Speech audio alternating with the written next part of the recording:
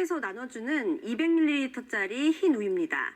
1981년 시작된 학교 우유급식 사업 벌써 40년이 넘었는데요. 그런데 다자녀 가구에 우유를 무상으로 지원하던 정책이 이달부터 갑자기 중단됐습니다. 중학생 2명과 초등학생 1명을 자녀로 둔 학부모입니다. 새학기가 되자 우유 무상 지원 대상에서 빠진다는 통보가 왔습니다. 새 아이의 한 달 식비만 150만 원인데 우유값으로 6만 원을 학교에 내야 할 처지입니다.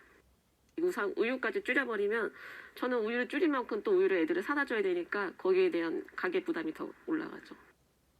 인터넷 카페엔 다자녀 가구 우유 무상 지원 중단을 놓고 날벼락이다, 살기 더 팍팍해졌다는 하소연이 이어집니다. 인구 절벽 시대라고 하는데 이 시대에 우리한테 이렇게 하는 게 맞나? 아이 많으면 애국자라고 하는데 그런 거 하나도 없는 것 같고. 문제는 불분명한 정부 지침이었습니다. 5년 전 농식품부의 학교 우유급식 지침엔 무상우유 지원 대상에 다자녀 가구를 고려하라고 적혀 있습니다. 그런데 이듬해 지침에선 이 조항이 빠졌습니다. 다자녀 가정의 신청이 몰리면서 기존 예산으론 감당이 안 됐기 때문입니다. 취약계층 우선 지원이라 다자녀 일부만 지원했습니다. 선정하는데 어려움이 많았고 형평성 문제도 제기되었고요. 올해 우유를 무상 지원받는 취약계층 학생은 70만 명 정도인데 국비 470억 원이 들어갑니다. 다자녀 가정의 학생은 전체 160만 명 가량으로 취약계층 학생보다 2배 이상 많죠. 이들을 지원하는 데 필요한 예산이 1,000억 원 이상이 든다는 계산입니다. 그래서 학교와 지자체가 재량으로 다자녀 가구를 지원하도록 했는데 이번에는 학교가 반발했습니다. 학교 행정 시스템 나이스를 통해서는 다자녀 가정 학생인지 여부를 확인할 수 없기 때문입니다. 다자녀를 거르려면 영양사 선생님들께서 진짜 가족관계 증명서라던가 이런 좀 증빙 서류를 하나하나 다 받아야 됐던 거예요. 업무 과중이 될 수 있는.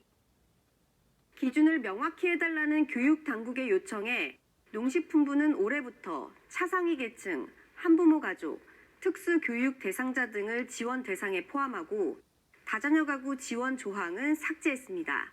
이런 사이 기초자치단체 34곳에서 6만여 다자녀 가구 학생 18만 명 넘게 우유 무상 지원을 받지 못하게 됐습니다.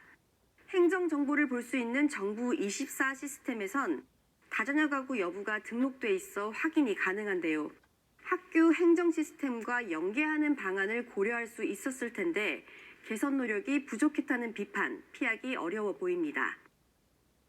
우유 무상 지원이 사실상 설계부터 문제가 있었다는 지적도 나옵니다. 농식품부가 5년 전 정확한 예산을 따져보지도 않고 다자녀 가정 지원을 넣었고 이후 학부모 반발을 우려한 정부와 지자체는 모호한 기준으로 계속 지원하면서 문제를 키운 셈입니다.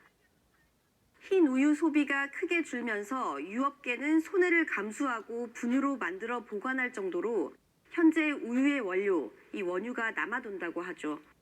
이런 남아도는 흰 우유를 학교 급식 지원에 더 활용할 수 있는 방안이 필요해 보입니다.